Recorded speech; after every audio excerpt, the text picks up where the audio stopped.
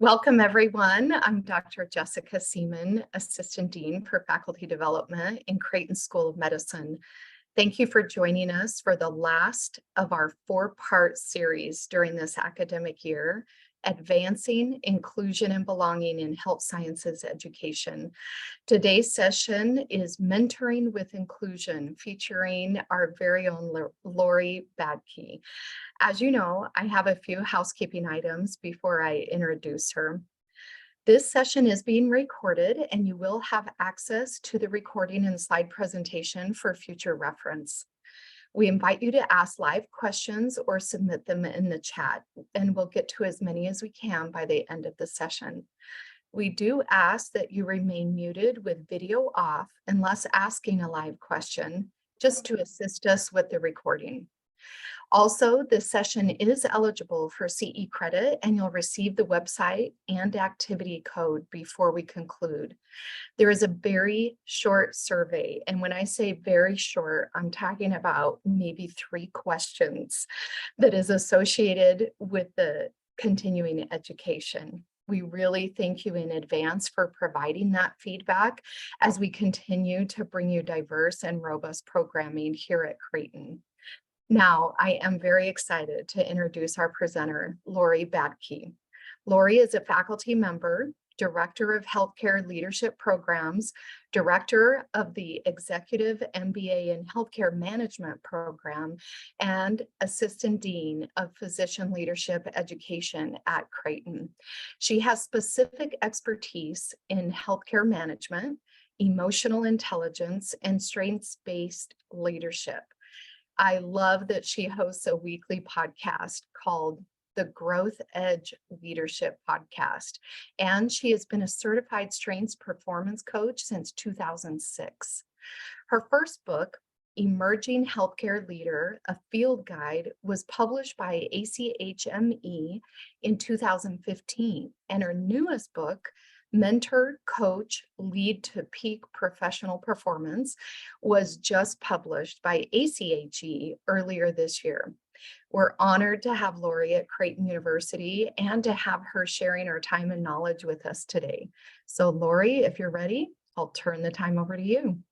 Fantastic. Thank you, Dr. Seaman, and thank you everyone for taking time to join, whether you're here with us live in the moment or whether you're watching this recording at a later date. I'm really excited to be able to dig into this very important topic, especially as we consider how can we use the practice of mentorship to advance inclusion and to do it in a more inclusive way as we each engage in mentoring. As part of our roles as educators or as clinician leaders, so much of what we do involves being a mentor, or at least knowing that we are an example to others in every move that we make, in everything that we say. And sometimes when I say that out loud, it's overwhelming to think about what example am I setting. And so I hope that in our time today, you'll really become a little bit more conversant with understanding mentoring. You're probably walking in with a lot of experience already in this practice, but I hope that I can frame it in a really formative and valuable way for you today. So let's start there. Really, truly, I'm going to walk you through the definitions to just set the table for our time together on these 3 important practices of mentorship and sponsorship and coaching. We're going to spend the majority of our time talking about mentorship and specifically giving you practical ways that you can approach that practice more intentionally and most effectively, especially when we're thinking about being inclusive. But let me set the table by defining these 3 practices because they really are bidirectional. They're incredibly foundational, important for us, but they're bidirectional. And what I mean by that is that there is not a single season of our careers in life or in leadership where we don't need to be well mentored and be well sponsored and be well coached. But inevitably, as we go through life and leadership, we are turning around and we are mentoring others, we are sponsoring others, and we are coaching others. So let's understand those 3 practices in 3 unique definitions. The first is what that person does. A mentor is someone who has knowledge, they have experience or wisdom or expertise, and they will share it with you. That's such a valuable process, isn't it? A sponsor is usually a mentor plus. A sponsor is someone who has power or influence and will use it for you. This is someone who's probably already invested in sharing their knowledge with you. They're sitting down with you. They're answering your questions. They're a sounding board for you. They're sharing their lessons learned so that it can form you and develop you. But then every once in a while, because they know you well and because they're developing you and investing in you, every once in a while, they advocate for you. They use their power or influence for you by recommending you, by endorsing you, by going to bat for you. And a coach is someone who has expertise or line of sight and can use it to give you good feedback or to help to train you. Another slice on these definitions is really about what happens inside these three relationships or practices. Mentors are people that talk to us. Again, they have that experience and wisdom and expertise, and they're willing to share it with us. So typically, they're answering our questions. They are the person who's going to tell us a story of how they've encountered the same thing that we're coming and sitting down with them, perhaps with our head in our hands saying, this is what I'm facing. What should I do? And they can talk about a time that they experienced the same thing. A sponsor is someone who talks about you. Again, they're saying your name in a room where you're not. They're endorsing you. They're advocating for you. They're your ally. They're helping to reframe someone's impression of you in a way that better helps them to see your potential or your intent. And a coach is someone who provides you feedback, an invaluable piece of information about how you're doing. Or they ask you questions to guide you to your own discovery. And this, my friends, is a really helpful distinction between a mentor and a coach. Something that often we think, man, what the heck is even the difference between a mentor and a coach? Because we can think, man, is this a mentoring conversation? Is this a coaching conversation? Here's one key differentiator. Like I said, mentors talk to you. They serve as a sounding board. They answer our questions. They're telling us their lessons learned.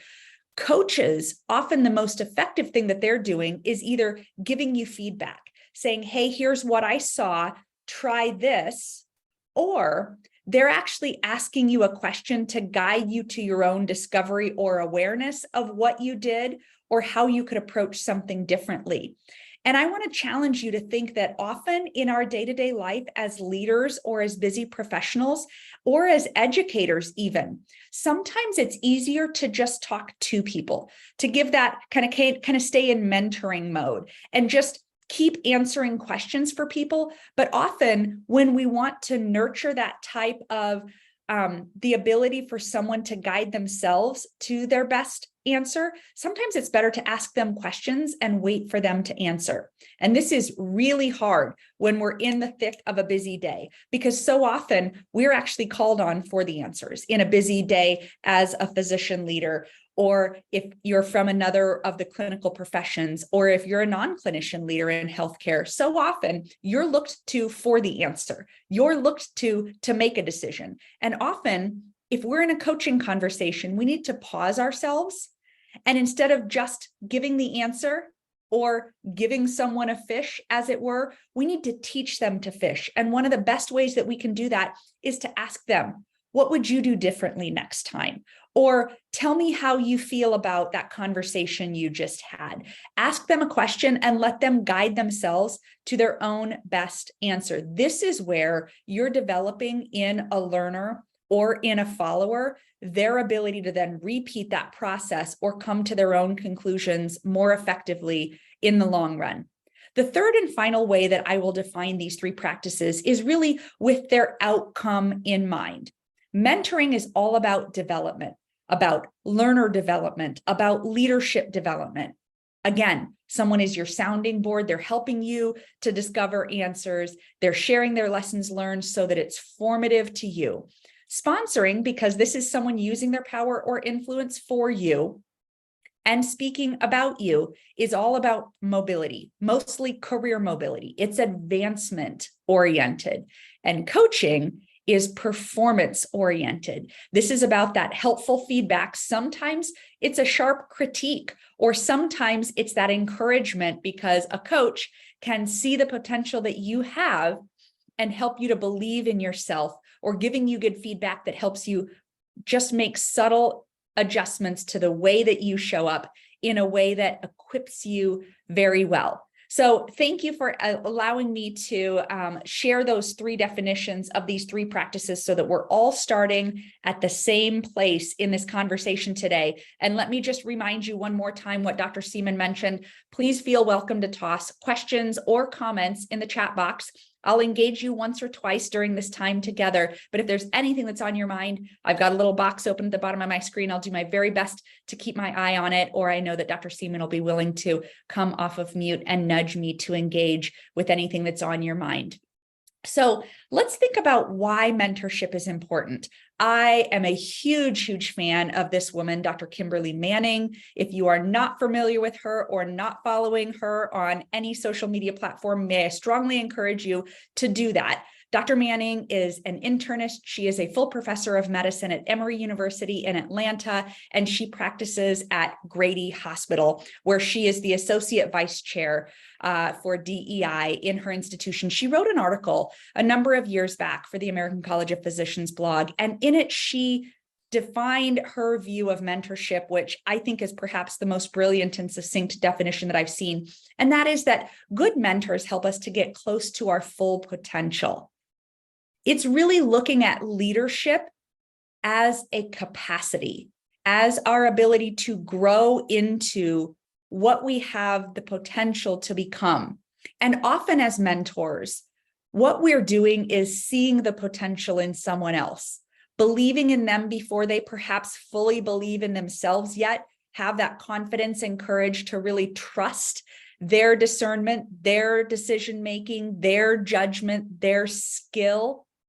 And as we think about, again, when I mentioned that mentorship and sponsorship and coaching are bidirectional, one of the most important reasons why we need to sit at the feet of the wise consistently throughout our career and not stop being well mentored as professionals and as leaders is because often as we are leveling up in leadership, frankly, if we're doing it right, every once in a while, as we level up, we should feel like we're out in front of our skis just a little bit. We've outkicked our coverage, or we don't have the skills yet to take on this new task, or to conquer this challenge, or this shift in the dynamic of the workforce or the workplace, or to vibrate at that next level of formal leadership, right? Sitting at a new table, being in new rooms.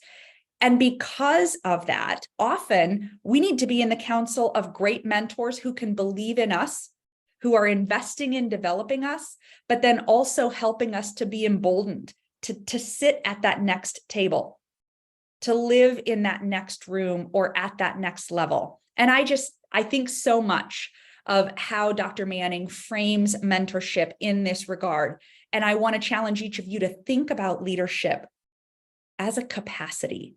It's your ability to grow into your capacity. And one of the reasons I named my podcast that Dr. Seaman mentioned, The Growth Edge, is because I believe as leaders, we all have growth edges, and we should be consistently exceeding them time and again in life, growing beyond what our before proven level of capacity or performance was, and rising to the occasion or to that next level. But let's dig into the literature around why mentorship is so important. There are dozens, hundreds, thousands of studies, in fact, that help us to understand the value of being well mentored in the workplace. And these read like a laundry list of what we want for high performing professionals. Individuals who are mentored in the workplace are better prepared for promotions, and they have higher success rates when they do advance. It's because mentorship is developmentally aligned. It's about the process of being formed, learning from the lived experience of someone who's been there, done that, and is willing to generously share it with us. Individuals who are well mentored in the workplace stay with their organizations longer. They feel valued. Someone is investing in them. Someone is developing them. And that causes them to feel valued and it causes them to feel seen, which, as we'll talk about when we really talk about the importance of investing in developing individuals who are incredibly diverse and represent the representation that we want in leadership next year, 10 years from now, in the next generation. This is why we invest in people, because it's important to allow them to feel and be seen and valued. People who are well mentored in the workplace feel more satisfied with their jobs and careers, often because they feel valued and they feel seen, but also because they're getting that good insight to help them to reconcile their perceptions about setbacks and challenges and just the hardness that comes with work. It's named work because it's almost always hard. And sometimes just having that point of validation or encouragement helps us to realize that this is just normal. And or it helps us to realize perhaps the hard that we're experiencing is not normal and it's toxic. And that's invaluable access to expertise that comes from being well mentored. People who are well mentored in the workplace rate higher on performance measures, usually because someone is developing them, someone is investing in them. And if that mentee is listening effectively and then applying that wisdom to better adjust their performance and grow and advance in their capacity, they will then rate higher on performance measures. This next one may very well be my most favorite of all on this list. And that's that people who are well mentored in the workplace are perceived as more innovative and creative. And frankly, we all know that we need to be more innovative and creative. We need to change. We must adapt. But on the other hand, what we know from a neuroscience perspective is that when we are under constant pressure, stress, duress, uncertainty, or when we live in protracted states of crises, like healthcare right now, we don't tend to get to our prefrontal cortex or our upper brain, which is where executive function occurs and the most rational decision-making occurs, or where innovative thought and creativity and open-mindedness occurs. We stay in our lower brain. We stay in our limbic system. We don't necessarily get ourselves to our prefrontal cortex unless we intentionally and mindfully get ourselves there. And often mentors encourage us to pause, to slow down, think about the times. And I will tell you, full disclosure, I just had one of those moments this morning, challenging conversation, really struggling to see straight through it. And so I reached out to one of my peer mentors, an amazing person. And that person encouraged me to slow down, to pause, to be patient. They zoomed out. Their perspective is zoomed out from what I'm living in that moment. And they can encourage me to be patient. What I'm experiencing is kind of normal in the realm of what it is that's going on in that environment, and help me to kind of, okay, yep, you're absolutely right. But also additionally, think about how valuable it is when you're faced with a tough choice, a tough decision, and maybe it is about a career pivot. Maybe it's just about a tough call you need to make on a patient. Whether it's huge or circumstantial, when you can go and pick the brain of or throw things against the wall really quick with someone who knows, who's wise, who has been there, done that, and they have experience or expertise, think about how much more confident you feel if you're really struggling to make the right decision and you can go and sit down with someone and say, hey, I have a tough call to make. Can I run through it with you real quick? And that person, usually you can say, here's what I'm facing. Here's what I've been. Here are the key data points throughout. I feel like I've got two options. Option A looks like this. Option B looks like this. And then you can say, here's the up and the downside with option A. Here's the up and the downside with option B. I'm kind of leaning in this direction. What do you think? Right? Think about someone who has the expertise. They've probably done what you're kind of banging your head against the wall or feeling intimidated by or frustrated or challenged in terms of making a call. They've probably faced it dozens, if not thousands of times, perhaps.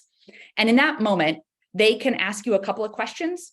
What does this look like? Did this happen? What are you thinking? And maybe then they're able to say, I think you're spot on. I don't think there's anything that you've missed. I don't think that there's a really ideal outcome in either of the chances, but if I'm in your shoes, I think I choose option B too. Good luck to you. Come back if there's anything else you need. How much more confident do you feel making that tough call or making a decision, even if it's innovative or creative or resource constrained, when you've had the chance to send a bat signal to someone you trust and then really get their expert guidance.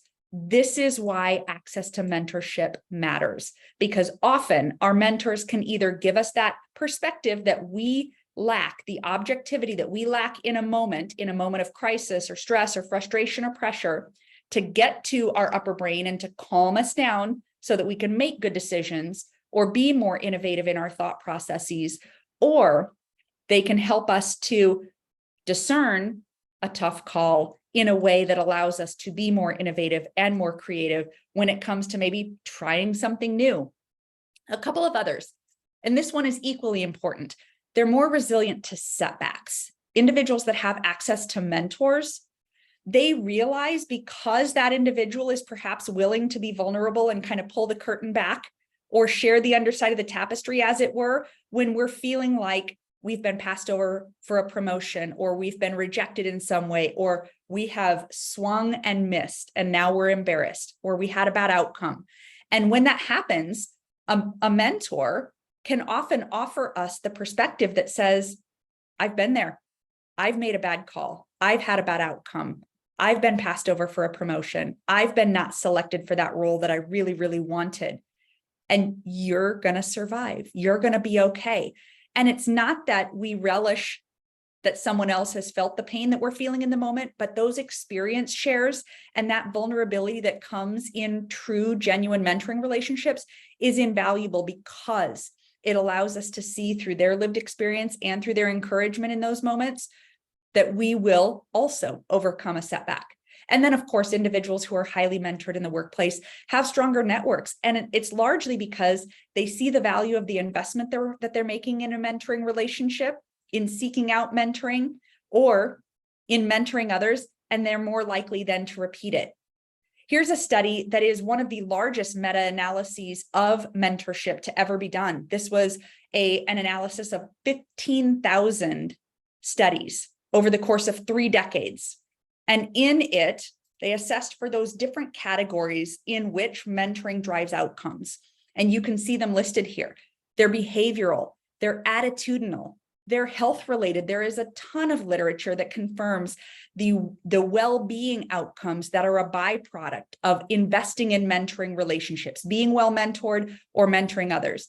They are relational, and so many of those social or community-related well-being outcomes or institutional outcomes that result from our investing in mentorship are incredibly invaluable. They're motivational and they're career or trajectory oriented. And you may recall that I mentioned that sponsorship is about someone advocating for us, using their power or influence for us. And it's about advancement or career mobility. When we're well developed, which was the outcome of mentorship, often it helps us to be seen as having the potential for that next role, which advances us, or someone that is mentoring us occasionally activates as an ally and becomes an advocate or a champion and says, hey, bet on Jason. You know what? Lisa hasn't been at that level yet, but I've been investing in her. She is ready. Take a shot on her. All right. I have yet to see any questions or comments in the chat box, but I'm going to keep an eye on it because I would love to hear your voices as well. And especially now, I'd love to hear someone either come off of mute and raise their hand and share, or toss in the chat box. What are some of the ways that mentorship and sponsorship have provided value in your career journey? Laurie, I did Yes. have a question directly to me in the chat, so I'm going to go ahead and ask this one. Thanks. They said, would it ever be okay to ask someone if you could mentor them, or should the mentee always approach the mentor? That is an outstanding question. And in some of my extended versions of this talk, I give some real tips on mentorship etiquette. And if anyone's curious, you'll see them listed in the biography or in the bibliography, some suggested readings. But here's what I have to say about that. I think that occasionally it's completely appropriate to engage in a conversation. Maybe, and my voice of advice is always, if we're thinking about wanting a mentor, to never ask someone to be your mentor. My voice of encouragement is instead to ask someone for a conversation. And if you feel that chemistry or that connection with them, and you think at the end of that conversation, man, that was amazing, I really hope or wish that they would take a second conversation with me, then ask for a second conversation. And if it becomes something that becomes a series of conversations and you want to put a label on it, then do that. Asking someone to mentor you is kind of like asking someone to marry you on a first date. Strongly recommend you just ask for a conversation. So I think because this question reversed that, maybe ask someone for a conversation. If you see someone that you just naturally identify them as having a lot of potential, or as the case might be, maybe you see that they need a lot of development and you're willing to take on a fixer-upper, as it were,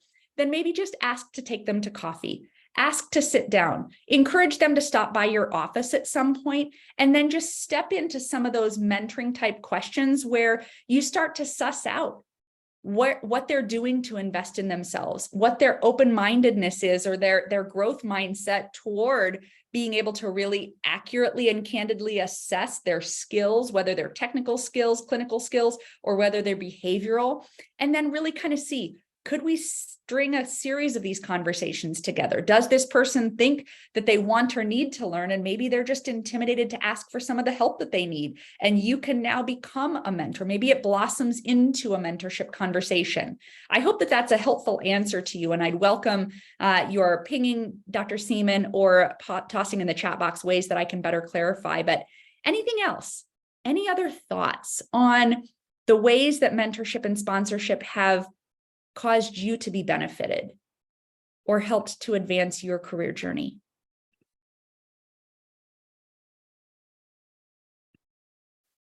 It's my lived experience that so often I just hear people saying, man, I'm the beneficiary of so many people who are so generous and have been willing to take time.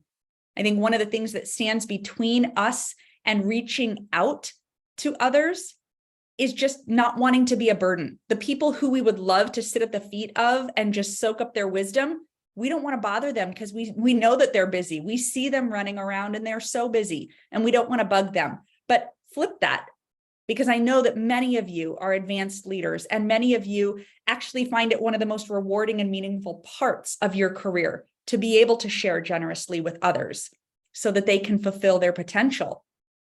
And if you knew that the you that wanted your help was intimidated to ask you, you would never want them to not ask for your advice, for your experience, share for your wisdom. And so my advice to you, as you're in that moment, as someone who wants to ask another for their time or wisdom or expertise, be bold, be courageous, be flexible, give plenty of advance time. I have found that I can get on almost anyone's calendar if I give them enough advance time or notice, or I simply say, do you have 15 or 20 minutes of drive time or airport time or other downtime that I could tuck into? I love that most people are so generous. And Dr. Vivikan and Dan, thank you for saying that you've had so many mentors or sponsors, and because of them, you are who you are today. And I'm guessing all of us would nod our heads and agree that that's very much the case. Thanks so much for sharing. All right, let's dig into some of the literature around allyship and really mentoring for inclusion. Two of the people whose research in this space I enjoy the very most are Drs. David Smith and Dr. Brad Johnson. These two gentlemen are terminally prepared academics in post-military leadership careers. Dr. Brad Johnson was on campus last year, a year ago May, to give a half-day workshop at Creighton in Omaha on his research in this space. And these two gentlemen, in their post-military careers academically, have put their shoulder into the rock of gender equity and allyship for any marginalized or minoritized individual. And they specifically have an affinity for women in medicine, which is so fantastic. But they have researched extensively. They've written 2 books and published dozens, if not probably hundreds of articles, both in peer-reviewed journals and in mainstream sources like Harvard Business Review and Forbes, et cetera. And they have understood that the fact of the matter is, when women are mentored by men, they make more money, they get more promotions, and they have better career outcomes. And it's not because any research confirms that men are more effective mentors. In fact, there are studies that demonstrate that women bring more attributes to the table or the equation in mentoring that nurture development and connection. But in fact, men still hold a disproportionate percentage of the power and influence in our organizations. And there is an abundance of data that backs that up, whether it's in academic medicine or healthcare leadership at large and in the corporate space as well. The fact of the matter is, as the late, great Ruth Bader Ginsburg said, if you're going to change things, you have to be with the people who hold the levers. And so my call to action to all of us today is, who is mentoring you? Who is developing you? And then, who are you mentoring? Who are you investing in?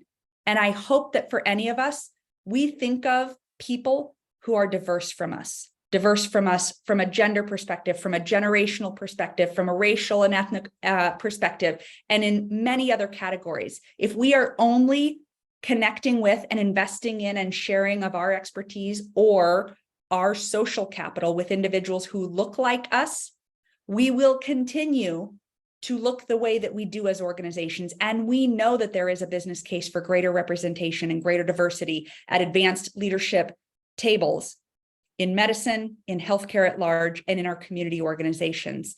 The fact of the matter is, research shows, unfortunately, that women tend to be over-mentored and under-sponsored. Again, being developed is valuable. Being advanced and having someone share their equity with you from a social or political or institutional perspective is pure gold. And unfortunately, the literature further confirms that when women executives or other underrepresented minority groups advocate for diversity and promote individuals like them, they receive negative ratings. Whereas, unfortunately or fortunately for white men, when they stand up as allies, they're actually seen more positively. So my friends, if you are one of our white male counterparts on this call, please be intentional if you are not already, and so many of you are, but double down on investing to more intentionally develop and advance individuals who represent what you want our leadership groups and our institution at large to look like, both at the highest levels of leadership and then in the ways that we're investing in our learners, in our med students, in our residents, in our fellows, in our junior faculty members, so that they feel welcome and included and valued and like they belong at Creighton University, at Common Spirit Health, wherever it is that we hail from. Dr. Hermione Ibarra is a business school professor at the London School of Economics. She wrote an article a couple of years ago for the Harvard Business Review titled, "A Lack of Sponsorship is Keeping Women from Advancing." And in that article, she encourages us to think about diversifying our roster. If we think about putting together those people that are investing in us, our mentors, our colleagues, our coaches, our sponsors. Here's kind of I think about this as a dial, right? And there are 5 notches on Dr. Ibarra's dial. And the first is a mentor. It's a pure mentor. It's someone who's providing advice, support, coaching to you. That next dial, or that next notch on the dial, is a strategizer. This is someone who's kind of sitting down and sharing insider information about advancing or opportunities that might be coming open, and really just kind of chopping it up and thinking about ways that you can get good visibility or ways that you can be better connected. That next notch on the dial is an actual connector. This is someone who's willing to open their Rolodex to you, right? None of us really have Rolodexes anymore. And some of you on this call might be even too young, as painful as that is for me to say, to even know what the heck a Rolodex is. But someone who's got a valuable, powerful network, and they're willing to serve introductions. Be an ally to someone who's new to your team, new to your organization. Connect them with people who can develop them and allow them to feel welcome, but then also who can give visibility to them so that they can plug in and contribute. The next notch on the dial is an opportunity giver. This is someone who might give you a stretch assignment or suggest that you get on a task force or a project or a committee. And then that 5th notch on the dial is kind of that full-blown sponsor. It's an advocate or an ally, someone who's banging the table, saying your name. Bet on Catherine, bet on Susan, take a shot on insert name here. So my call to you is to really curate your circle. Think about who's on your roster, who's in your circle. Speaker and author Jim Rohn is very, very well known for saying that we become Like that rule of 5, we become most like the 5 people that we keep the closest company with. And you might say, Laurie, the only people I ever see are my colleagues in the hallway and the patients I'm taking care of. And every once in a while, I have a chance to put a bite of food in my mouth or actually get a bio break. But I know that we're all busy, but make sure that you're taking time to curate your circle. Who do you send the bat signal to? Who's that person at the other end of the line who's willing to kind of talk you down when you feel like you're lacking the objectivity that you need, or the rational, calm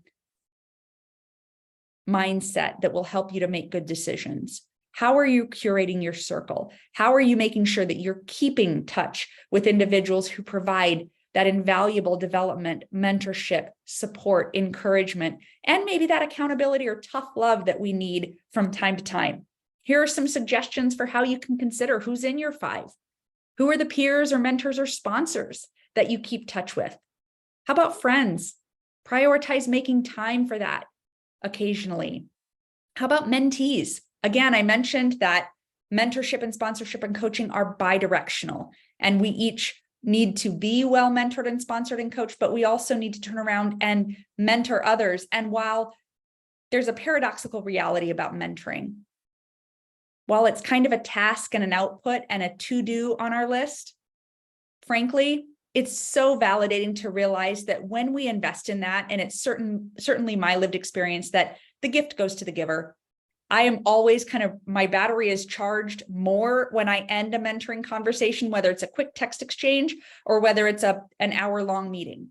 But it's paradoxical in that for most who are passionate about mentoring and most who want to be involved in developing others, and almost anyone in an institution of higher education or in an academic involvement cares deeply about this.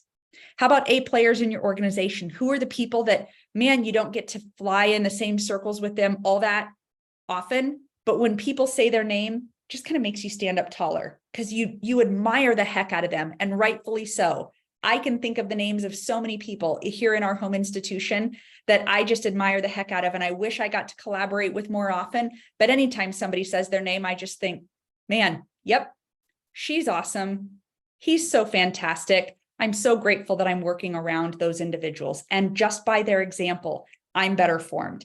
National thought leaders, same way. The Dr. Kimberly Mannings, and so many others whose example, whose voice, the evidence of their work on social media or elsewhere is a call to action or a beacon and an example. And then individuals outside of your profession, don't overlook the value that comes from being diverse in terms of who you're hanging out with and who's sharing what's going on in their profession, in engineering or law or banking or what have you.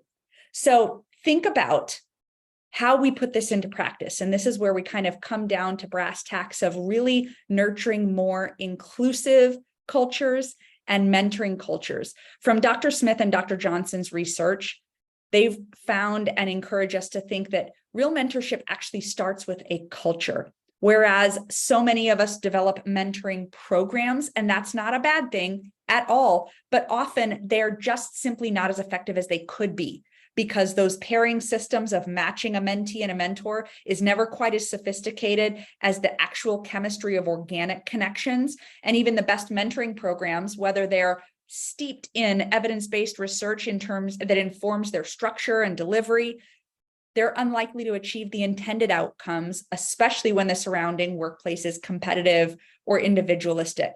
Instead, mentoring cultures really drive more sustainable and effective outcomes.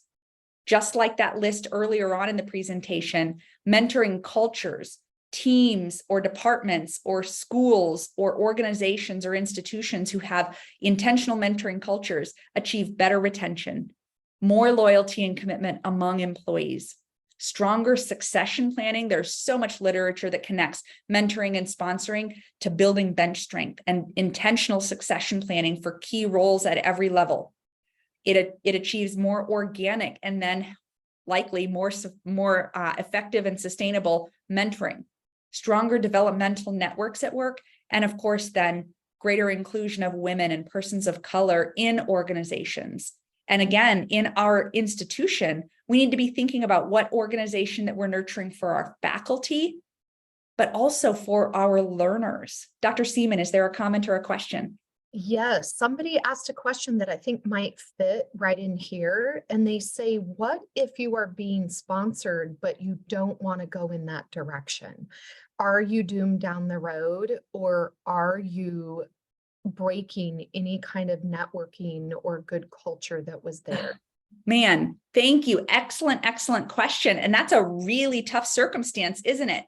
I say often that, especially when it comes to mentoring diverse individuals, we need to be really careful. And I'll go a little bit deeper on this in a moment, about not letting our own lived experience bias the advice that we give, and rather to really seek to understand someone, ask open-ended questions, kind of put your coaching hat on when you're mentoring, instead of just doling out the advice or telling the stories that worked for you. Because if you're mentoring a diverse individual from you, the thing that you're passionate about or that worked for you or the path that you took might not be their path.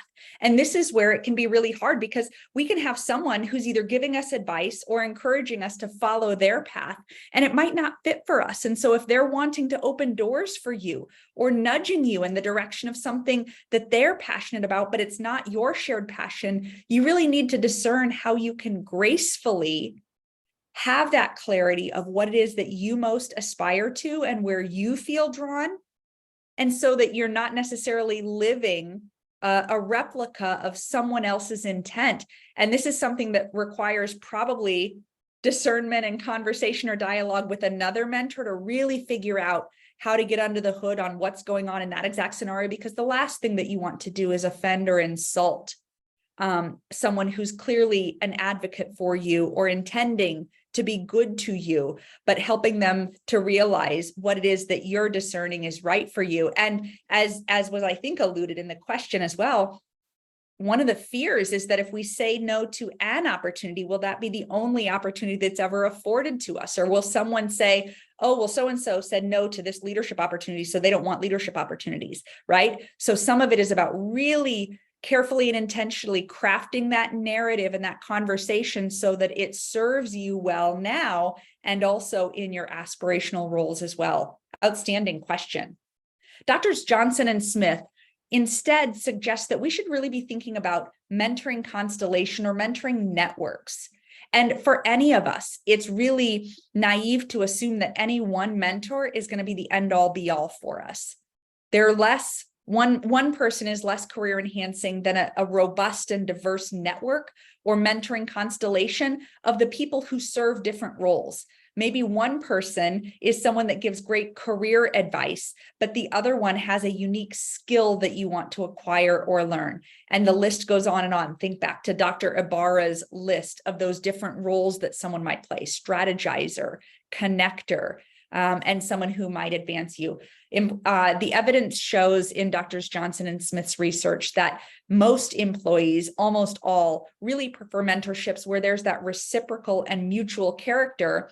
And that makes the case that really we need to be developing mentoring cultures where everyone is investing in mentoring and not hoping that those pairings are going to be checking a box and meeting all of the needs of everyone. Here's a suggestion that these two gentlemen, again, I cannot speak more highly enough of their work, and I think that you would enjoy all of their writings. They suggest a model called mentor of the moment. And here's really a cultural dynamic or attribute whereby we just seek to make sure that everyone in our organization, all of us as faculty, or all of us as leaders, are just actively seeking out opportunities to spontaneously, organically, and as efficiently as possible to be available to folks, to find opportunities in our daily interactions, even the most infinitesimal of them, to develop and grow junior colleagues. Here's a couple of sample scripts. The first four are from Dr. Smith and Dr. Johnson. The fifth is one of my own. The first one is this: I noticed that you've been working on or doing great things in blank. Well done.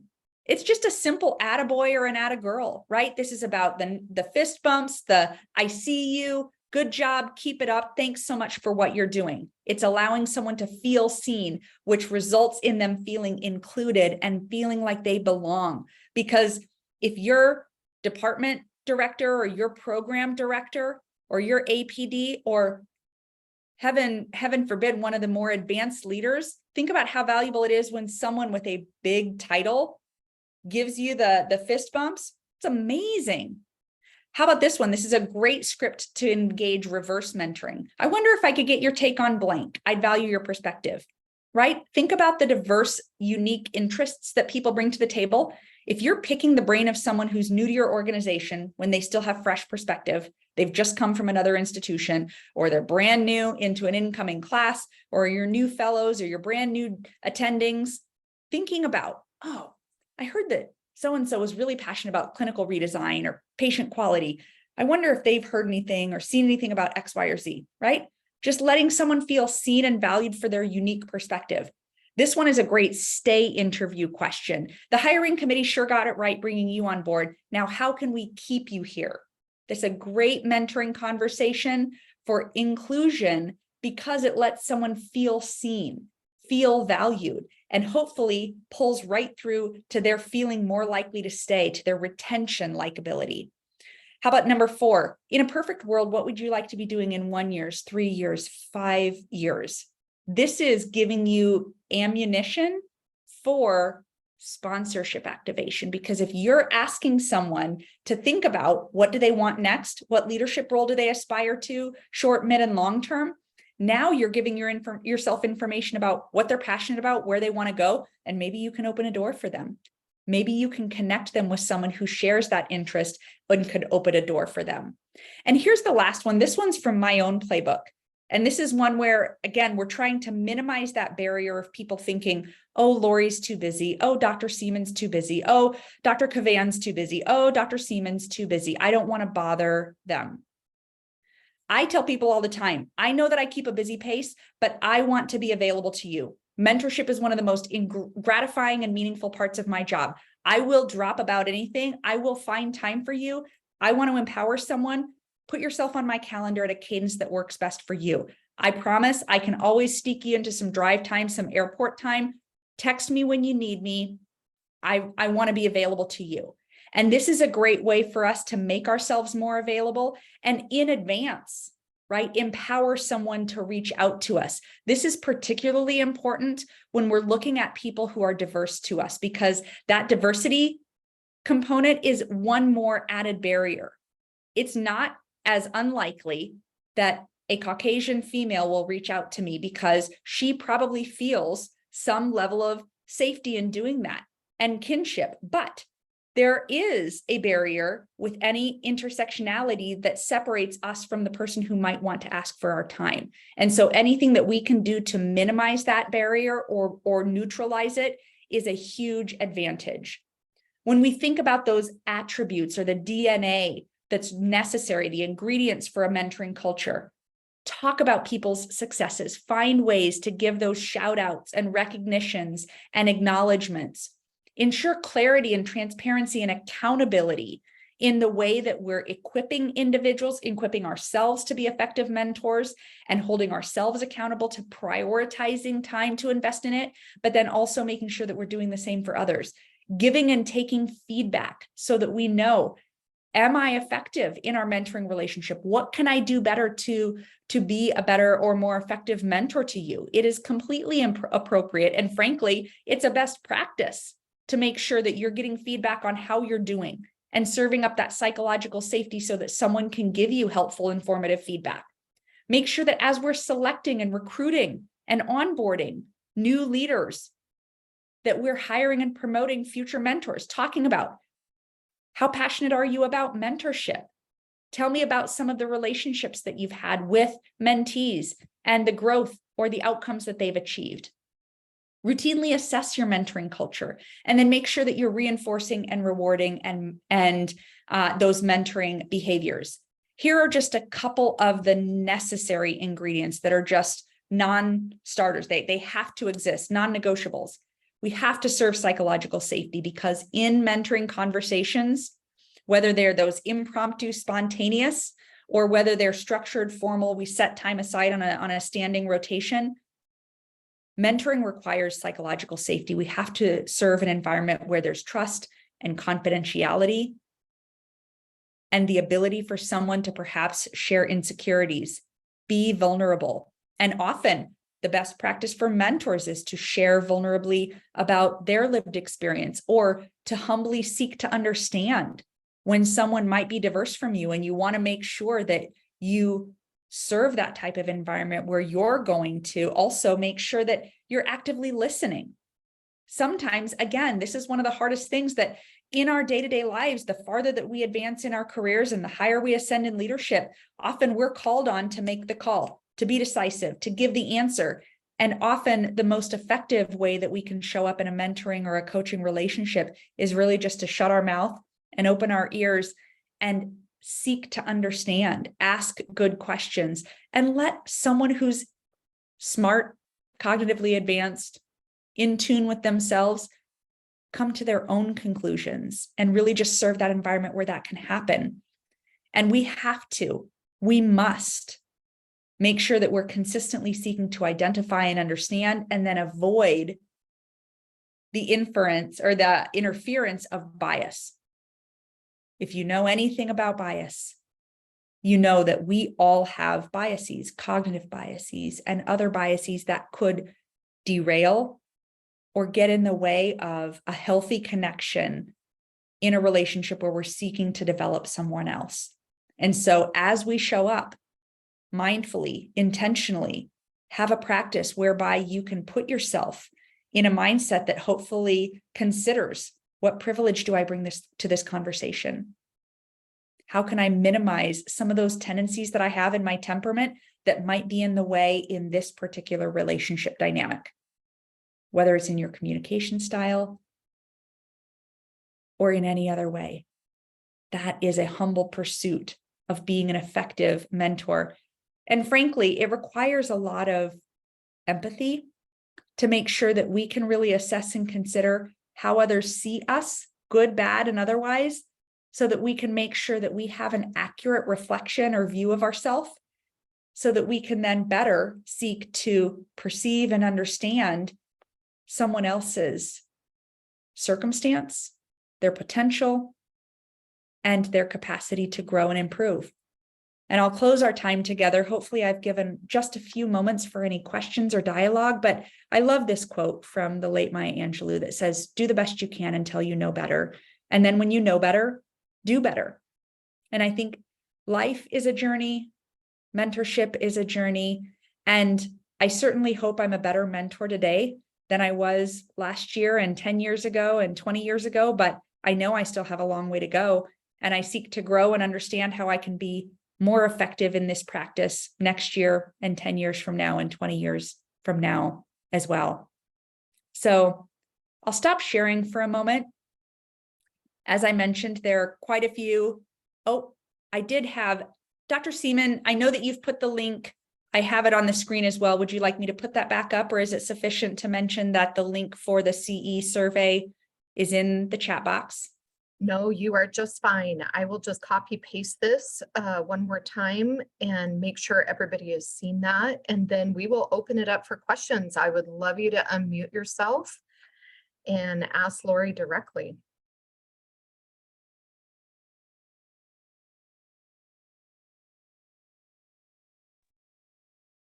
Thank you for that wonderful presentation. And you have been my peer mentor, and so thank you for all the mentoring that you have done. I really liked your slide on the power of men mentoring, and that's very resonating for me, because I have had a lot of male mentors who have had the power in a lot of rooms, and I have definitely grown, and that has helped my career. So I just wanted to echo that.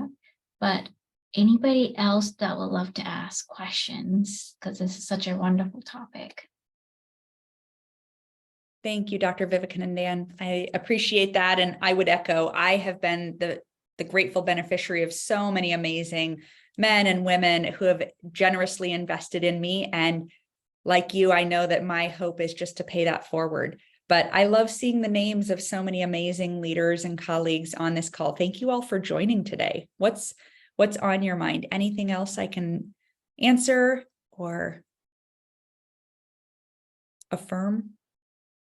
Now, one little thing that I do in my calendar is I block off Mondays 8 to 10 because it's usually not that busy for me, depending on, and I call it Mentoring Mondays. So if anybody that wants to talk to me, I just plug them in any Monday from 8 to 10. Love it. For coffee or breakfast. So it's just a little way for me to do that. So that's been very helpful for me to make sure I give back. I love that. Any other questions? I have a question. This is Joan Delto. How do you engage people who are great mentors but don't feel like they could be, or people who are in a position of power and should be mentoring? I know everybody's busy, and maybe priorities may not be there, or it's just crazy. But how do you engage people to become mentors? Yeah, great question, Dr. Delto. And I would just say again, my trick is just to ask people for a conversation. And especially when that person is really advanced or really busy, I try to make it as light a lift for them as possible. And so one of the ways that I do that is by first asking for a little amount of time. If I ask for, could I get on your calendar for 30 minutes or less? And I'm really specific as to why I want to get on their schedule. Hey, I'm super interested. You and I share an interest in this particular scholarly space. And I'd love to know just a little bit more about that. And I'm super flexible. Could I get on your calendar sometime, yet in June or maybe July?